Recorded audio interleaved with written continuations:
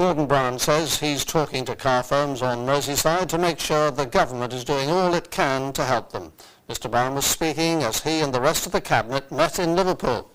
There are fears that the recession could mean big job losses at Jaguar in Halewood and Vauxhall in Ellesmere Port. It's the first time there's been a Cabinet meeting here in the North West, and on Merseyside reporter Andy Gill is at the Liverpool Arena where that Cabinet meeting took place. Let's go to him now. And Andy, critics would say that it may have been a bit of a gimmick and a waste of Liverpool taxpayers' money, all this, but Number 10 obviously think differently.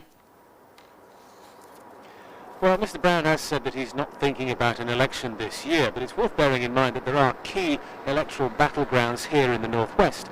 Now, if people like the idea of the Cabinet coming here to the arena, obviously Labour will pick up votes. If people think it's a gimmick and a waste of money, then the Conservatives and the Lib Dems will benefit. And we've had Cabinet ministers all over the North West today, more on where they've been in the moment.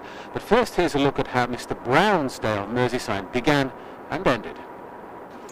The economy's heading for rough seas, but the PM had calmer water for the start of his day in Liverpool. A boat trip round the Albert Dock regeneration with local culture grandee Phil Redmond. Then Mr Brown got a sneak preview of the new Liverpool Museum, still under construction at the waterfront. At the Liverpool Arena, a chance for Cabinet members to hear what an invited audience thinks it should be doing to tackle the downturn. The Cabinet has never before met in Liverpool. You may think over 3 centuries someone might have brought the Cabinet to Liverpool at some point. The economy dominated the formal Cabinet meeting this afternoon.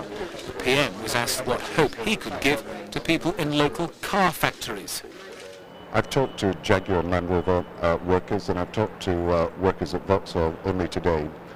We've done our best talking to the companies to make sure that we're doing everything we can to help them. And wherever there are jobs lost that we cannot do anything about, we will do everything in our power to make sure that people can get back to work quickly. The Conservatives say these regional Cabinet meetings are an expensive gimmick. One commentator says it is useful for politicians to hear what people think, but there are cheaper ways of doing it. It's a very expensive day out. Gordon Brown's visit here will cost the taxpayer about £200,000. That's about 8 average salaries for 2009, which many people would argue would be better used at basically paying people's wages as people lose their jobs. The people who've been talking to Mr Brown here today have all been invited, and with security as tight as this, the chances of a spontaneous encounter with a voter are frankly slim.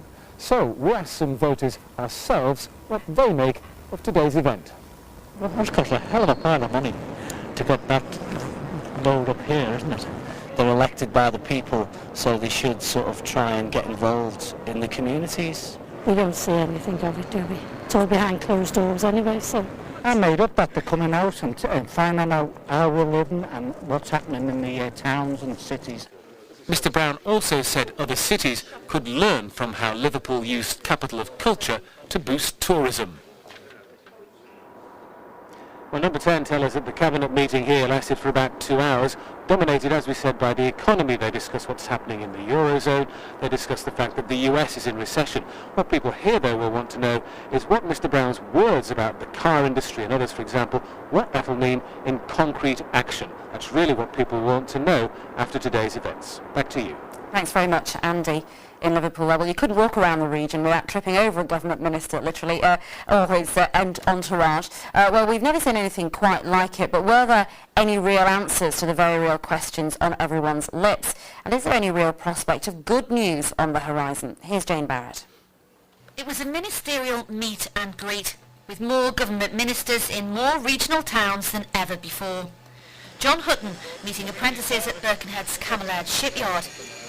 Well, you couldn't help but be impressed by all of this. I mean, a lot of young people getting skills that will last for their lifetime, and supporting the community and the families is fantastic stuff, and we're happy to help.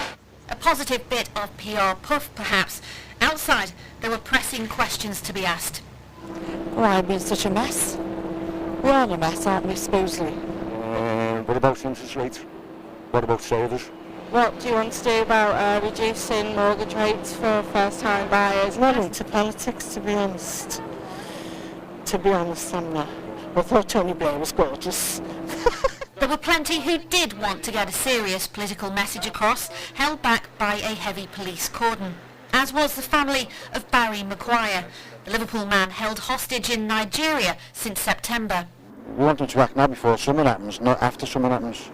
That's what we would like, so whether they can do that, we don't know.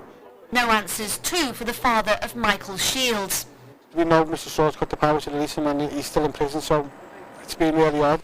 The murky waters of the global economy was the main agenda, but on the banks of the Mersey, some optimism.